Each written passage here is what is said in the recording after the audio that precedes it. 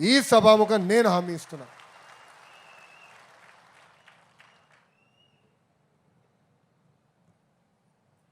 అబద్ధం తీయగా ఉంటుంది, కానీ నిజం కొంచెం చేదుగా ఉంటుంది. నేను నిజం చెప్పేవాడిని, ఉంది ఉన్నట్టుగా చెప్తా. ఇక్కడ కార్యకర్తలు అందరూ తెలుసుకుని ఉంటారు. ఇప్పటికీ మనసులో నేనేం దాచుకోను, ఎందుకంటే మనందరం ఒక పెద్ద కుటుంబం, కలిసికట్టుగా నడవాల్సిన కుటుంబం. సో నా మనసులో ఏమున్నా పలికేది ప్రేమగా పలుకుతా, కోపం వస్తే అంతే ఘాటుగా చెప్తాను. మన మంచి కోసం, పార్టీ భవిత కోసం. ఈ భూమిపైన మనందరం శాశ్వతం కాదు, మీ లోకేష్ కూడా శాశ్వతం కాదు. కానీ విశ్వవిఖ్యాత నరసార్వభౌమ స్వర్గీయ శ్రీ నందమూరి తారక రామారావు గారు స్థాపించిన తెలుగుదేశం పార్టీ శాశ్వతం. నిన్న మొన్న కొంతమందితో మాట్లాడుతున్నా, వాళ్ళందరికీ చెప్పా, అన్నగారు ఏ ముహూర్తంలో పార్టీ స్థాపించారో తెలియదు, కానీ చాలామంది అన్నారు తెలుగుదేశం పార్టీని భూస్థాపితం చేస్తామన్నారు, తెలుగుదేశం పార్టీ ఉండదన్నారు. కొంతమంది పార్టీ వీడి వెళ్ళినప్పుడు కూడా పెద్ద పెద్ద మాటలు మాట్లాడారు, కానీ కార్యకర్తలే చూపించారు తెలుగుదేశం పార్టీ అనేది రాబోయే 10 కాదు కదా 100 సంవత్సరాలు ఈ భూమి పైన ఉంటుంది. తెలుగు జాతి ఉన్నంత వరకు తెలుగుదేశం పార్టీ ఉంటాం శాశ్వతం. మనందరం చూసాం, ఒక పద్ధతి ప్రకారం మనం పనిచేసుకుంటూ వెళ్తున్నాం. కానీ రాష్ట్రంలో కూడా ఒక సైకో ఉన్నాడు. ఎంత మంచి సినిమా అయినా ఒక చిన్న విలన్ ఉంటాడు. రాష్ట్రానికి ఒక సైకో ఉన్నాడు. నిన్న మొన్న మాట్లాడుతున్నాడు, అరెస్ట్ చేస్తాడంట. అరే 53 రోజుల్లో నువ్వు మా నాయకుడిని అరెస్ట్ చేసి ఇదే రాజమండ్రి జైల్లో బంధించి ఏం పీకావయ్యా? ఏం పీకావు?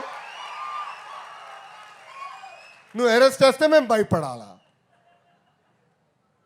అరే ఇట్లా నీ ముందర చాలామంది పెద్ద పెద్ద మాటలు మాట్లాడారు. వాళ్ళందరి పరిస్థితి ఏమైందని ఒక్కసారి ఆ సైకోని ఆలోచించమని నేను అంటున్నా. అంతేగాని ఈ మధ్యన చూస్తున్నా రప్పరప్ప అంటే ఏంటి రప్పరప్ప? 2 రప్పరప్ప మేము బీగుతాం. ఎర్ర బుక్లో 3 పేజీలనే, ఇంకొన్నాయి చాలా పేజీలు. ఎవరికి ఎప్పుడు ముహూర్తం పెట్టాలో నాకు తెలుసురా భయ్. ఎందుకో ఆవేశం, ఎగిరెగిరి వస్తున్నారు. ఏం కంగారు లేదు. చట్టాన్ని కానీ మీరు ఉల్లంఘిస్తే నేను ఎవరిని వదిలిపెట్టాను, ఈ కూటమి ప్రభుత్వం వదిలిపెట్టాను. ఎవరైనా, that is the power of red book. అందుకే నేను రాసుకున్నా, అందుకే నేను పెట్టుకున్నా. నేను ఎవరిని వదిలిపెట్టాను. ఇక్కడున్న కార్యకర్తలందరం మనం చేయాల్సిన పనులు మనం చేయాలి, అది మనం మర్చిపోకూడదు. లోకేష్కి ఏముంది, బాబు గారు చెప్తే పని అయిపోతుందని. కానీ తెలుగుదేశం పార్టీలో సంస్కరణలు తీసుకొచ్చి నేను పోరాడా. నేను అనేక సార్లు చెప్పా, సైకోతో నేను ఎంత పోరాడానో 3 రెట్లు ఎక్కువ తెలుగుదేశం పార్టీలో నేను పోరాడా. ఒక పార్లమెంట్ పార్టీ వ్యవస్థ తీసుకొచ్చేదానికి పోరాడా. అందరూ పాలిట్ బ్యూరోలో ఉన్న పెద్దవారందరూ అన్నారు, అన్న ఎన్టీఆర్ గారు ఏకంగా జిల్లా పార్టీ అధ్యక్షులు పెట్టారు కదా, ఇది మార్చితే కరెక్ట్ కాదు కదా అన్నారు. నేను కాలం మారింది, రాజకీయంగా అవసరాలు మారినాయి. మారిన కాలానికి మనం కూడా మారాలని కోరా. 2 సంవత్సరాలు పట్టింది నాకు, కానీ వదిలిపెట్టలా. నేను అనుకుంది అన్నీ అవ్వవు. ఈరోజు కూడా బాబు గారితో నేను పోరాడతా. కానీ బాబు గారు ఒక్కసారి నిర్ణయం తీసుకుంటే తల వంచి ఆ నిర్ణయాన్ని అమలు చేసే వ్యక్తి మీ లోకేష్. మీరన్నా నన్ను కన్విన్స్ చేయాలా, నేనన్నా మిమ్మల్ని కన్విన్స్ చేయాలా. రెండిట్లో ఏదో అవ్వాలి తప్ప అలుగుతే మటుకు నేను ఎవరిని వదిలిపెట్టానండి. అలుగుతే మన పార్టీ నష్టపోతుంది, మన రాష్ట్రం నష్టపోతుంది. ఇది దయచేసి గుర్తుపెట్టుకోవాలని కార్యకర్తలందరినీ నేను కోరుతున్నా. ఇంకా మన నియోజకవర్గం గురించి ఏం చెప్పాలి చెప్పు. కంచుకోట అంటే 2 నియోజకవర్గాలు గుర్తొస్తాయమ్మా. అంత సీన్ లేదు, ఆగరా భయ్. కంచుకోట అంటే 2 నియోజకవర్గాలు.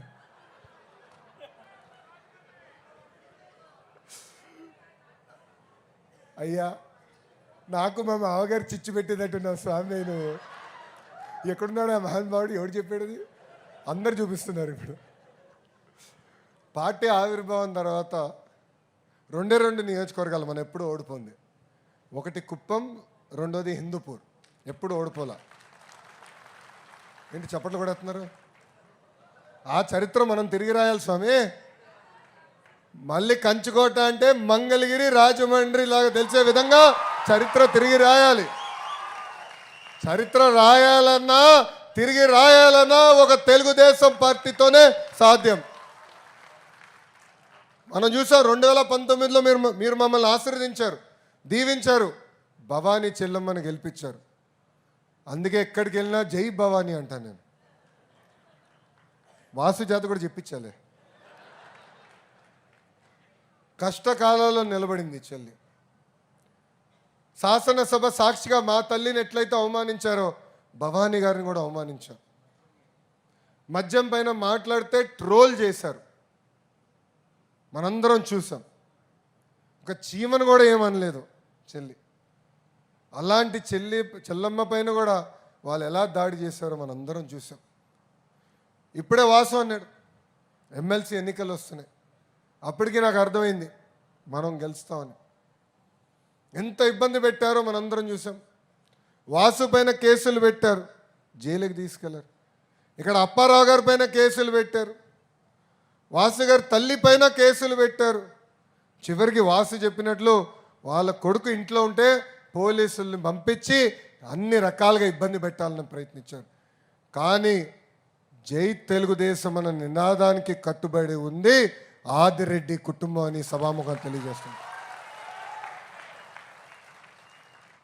5 సంవత్సరాలు మమ్మల్ని ఎక్కడ ఇబ్బంది పెట్టాల.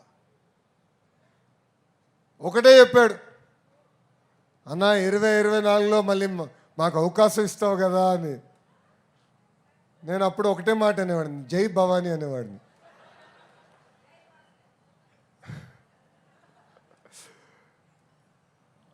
అమ్మ కష్టకాలాల్లో ఎవరు మనతో నిలబడతారనేది మనకు ముఖ్యం. అధికారంలో ఉన్నప్పుడు కప్పలాగా కొంతమంది వస్తారు, అంటే నీళ్ళు ఎక్కడుంటే అక్కడ కప్పలు ఉంటాయి. నేను మర్చిపోను, నేను వదిలిపెట్టాను. ఇప్పుడు అధికారంలోకి వచ్చిన తర్వాత మేము పార్టీలోకి వస్తామంటే అవసరం లేదబ్బా. మా తలుపులు ఒకవైపే తిరుగుతాయి, బయటికే. లోపలికి ఎవడు వచ్చేదాకలా నాయకులను తయారు చేసే శక్తి తెలుగుదేశం పార్టీకి ఉంది. అందుకే పార్టీలో కొన్ని సంస్కరణలు తీసుకొస్తున్నాయి. ఇంకా అనుబంధ విభాగాల అధ్యక్షులు కానీ అధ్యక్షురాలు కానీ కంపల్సరీ ఒక పార్లమెంట్ పార్టీ అధ్యక్షుడిగా కానీ లేదంటే స్టేట్ కమిటీ ప్రధాన కార్యదర్శి ఉపాధ్యక్షుడిగానే పనిచేసి ఉండాలని, పార్టీ మూలాల్ని బలోపేతం చేయాలని నా లక్ష్యం. ఇప్పుడే సుజయ్ గారు చెప్పినట్లు వారానికి ఒక రోజు నేను పార్టీ ఆఫీస్కి వెళ్తున్నా. నేను ఒకరోజు గౌరవ ముఖ్యమంత్రి చంద్రబాబు నాయుడు గారు ఒకరోజు వెళ్తున్నాం.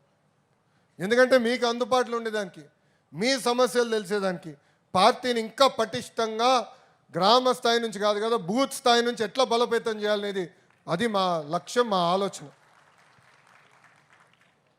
అందుకే ఒక కొత్త కార్యక్రమం ఇచ్చాం.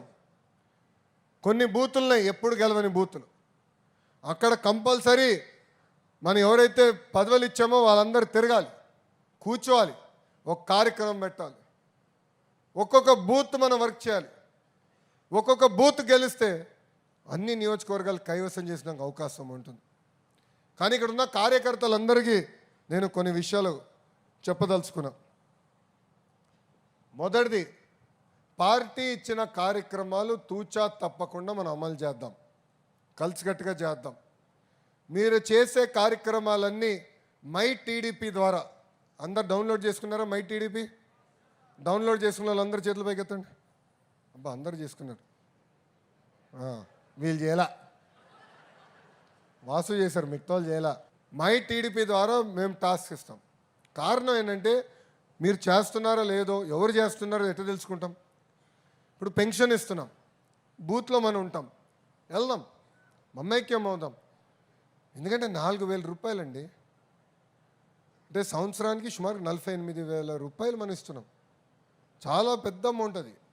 అది మనం చెప్పుకోవాలి. వికలాంగులకి ఇచ్చినప్పుడు మనం చెప్పుకోవాలి. రేపు తల్లికి వందనం ఉంటుంది, చెప్పుకోవాలి. ఏదో ఇచ్చేసామని కాదు, వెళ్ళాలి, మాట్లాడాలి, మమైక్యం అవ్వాలి. ఇప్పుడు వాసు పెద్ద మాట అన్నాడు ఈరోజు, మంగళగిరితో పోటీ పడతానని. ఈ సభాముఖంగా ఛాలెంజ్ నేను స్వీకరిస్తున్నాను. సమయం లేదు మిత్రమా, సమయం లేదు. యుద్ధమే, సమరమే, అయిపోయింది నీ పని. ఛాలెంజ్ నేను స్వీకరిస్తున్నా. ఓయ్, ఒకవైపు చూడు, రెండో వైపు చూడాలనుకోదు. ఫ్లూట్ జింక ముందలేదు, సింహం ముందల కాదు. వన్ అండ్ ఓన్లీ జై బాలయ్య.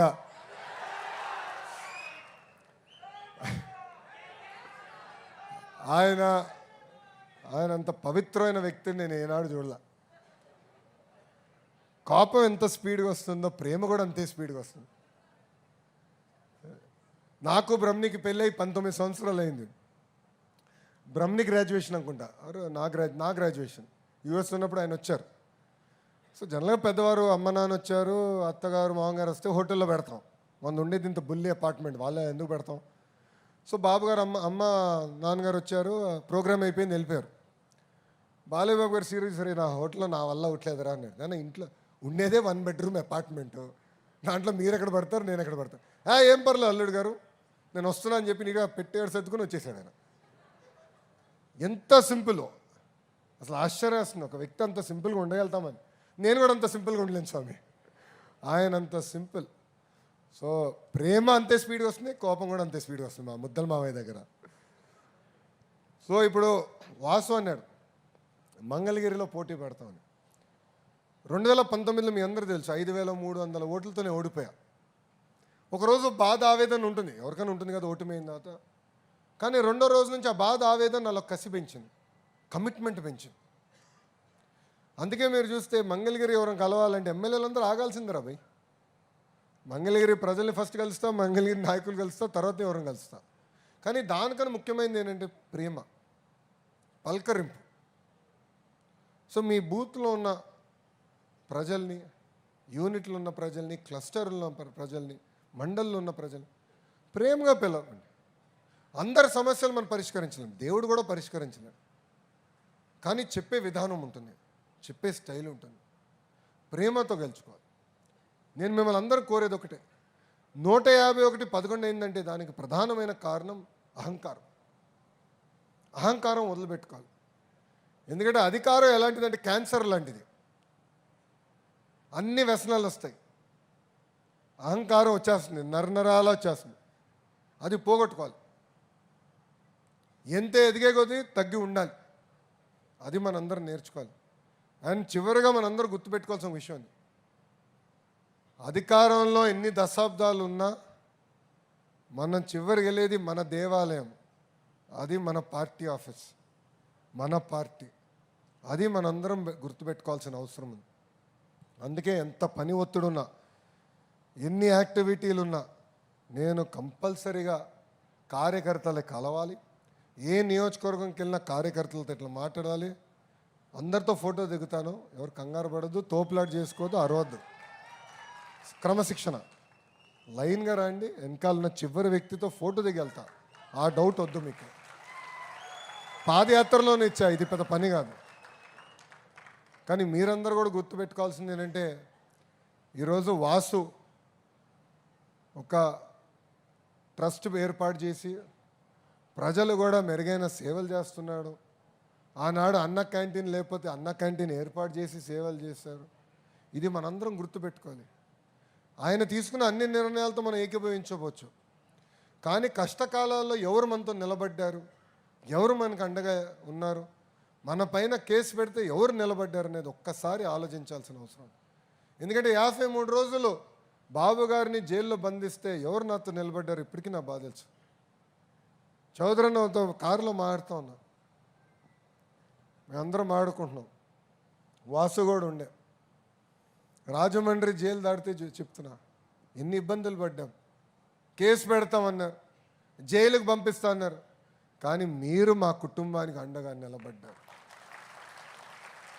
నేను లేను, బాబు గారు లోపల పెట్టారు, బ్రహ్మని ఇక్కడనే ఉండే, అమ్మ ఇక్కడనే ఉండే, మీరు నిలబడ్డారండి. అది నేను జీవితాంతం గుర్తుపెట్టుకుంటా, మీ అందరికీ రుణపడి ఉంటానని ఈ సభ మాకు తెలియజేస్తుంది. మనందరం ఒక కుటుంబం, కలిసికట్టుగా పనిచేద్దాం. వాసుని ఎంత పొగుడుతానో అంతే తిడతా, 2 దెబ్బలు కూడా వేస్తా. ఎందుకంటే నాకు అక్క చెల్లెలు అన్న తమ్ముడు లేరు, నాకుంది మీరందరే. వాసుని చూసినప్పుడు కూడా అట్టనే భావిస్తా, రాముని చూసినప్పుడు కూడా అట్టనే భావిస్తా, బొజ్జల సుధీర్ని చూసినప్పుడు కూడా అట్టనే భావిస్తా. మనందరూ ఒక కుటుంబం, కలిసికట్టుగా ముందరికి 2024 ఎన్నికల్లో 3 పార్టీలు కలిసికట్టుగా పోటీ చేసింది. ఒకటి తెలుగుదేశం పార్టీ, ఒకటి జనసేన, మూడోది భారతీయ జనతా పార్టీ. ముగ్గురం కలిసికట్టుగా పనిచేసాం. ఎవరు ఊహించిన విధంగా 94% సీట్లు మనం గెలుచుకున్నాం. ఈరోజు కేంద్రంలో ఎన్డీఏ ప్రభుత్వం, రాష్ట్రంలో ఎన్డీఏ ప్రభుత్వం ఉంది కనుకనే ఇన్ని సంక్షేమ అభివృద్ధి కార్యక్రమాలు మనం చేయగలుగుతున్నాం. లేదంటే జీతాలు కూడా కట్టే పరిస్థితి ఉండేది కాదు. ఇది మనందరం గుర్తుపెట్టుకోవాలా. ప్రతిపక్షంలో ఉన్న సైకో వాళ్ళు ఏం చేస్తారంటే ఈ రెండు పార్టీలు కానీ 3 పార్టీల మధ్య చిచ్చు పెట్టడానికి ప్రయత్నిస్తారు, ఇబ్బంది పెట్టడానికి ప్రయత్నిస్తారు. తెలుగుదేశం పార్టీ పేర్లతో వాళ్ళని తిడతారు, వాళ్ళ పేరుతో మనం తిడతారు. మనం అప్రమత్తంగా ఉండాలి. మీ అందరూ ఒకటి చెప్తున్నా, no crossfire, no misfire, no విడాకులు. రాదు, ఉండదు. పవన్ అన్న కానీ, గౌరవ ప్రధానమంత్రి నరేంద్ర మోడీ గారు కానివ్వండి, లేదంటే మన నాయకుడు చంద్రబాబు నాయుడు గారు కానివ్వండి, చాలా క్లారిటీతో రాబోయే 5 కాదు 10 కాదు కనీసం 15 సంవత్సరాలు ఆంధ్ర రాష్ట్రంలో కూటమి ప్రభుత్వం కలిసికట్టుగా పోటీ చేయాలి, గెలవాలి, దారి తప్పిన రాష్ట్రాన్ని సరైన దారిలో పెట్టాలి. దీనికి అందరం కష్టపడాలి. మీరందరూ చూస్తున్నారు, బాబు గారు 70 సంవత్సరాలు ఎంత పరిగెడుతున్నాడండి? పరిగెడుతున్నాడు లేదా? చచ్చిపోతున్నా నేను. ఆయన స్పీడ్ ఇప్పటికే అందుకోలేకపోతున్నారా బాబు?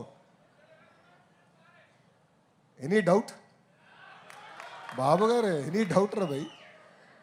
మొన్న ఎవరు అడిగారు బాబు గారు సీక్రెట్ ఏంటంటే నేను చెప్పాను, అది ఒక 75 year old కాదు రా భయ్, ముగ్గురున్నారు 20 సంవత్సరాల కుర్రోళ్ళు, ముగ్గురు పరిగెడుతున్నట్టు ఉంది అది. ఆయన ఎక్కడా అసలు తగ్గేదే లేదు, చచ్చిపోతున్నాం మేము అందరం.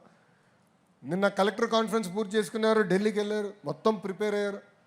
సుమారుగా 5 కేంద్ర మంత్రులు కలుస్తున్నారు, కష్టపడుతున్నారు, చాలా సిస్టమేటిక్గా పనిచేస్తున్నారు.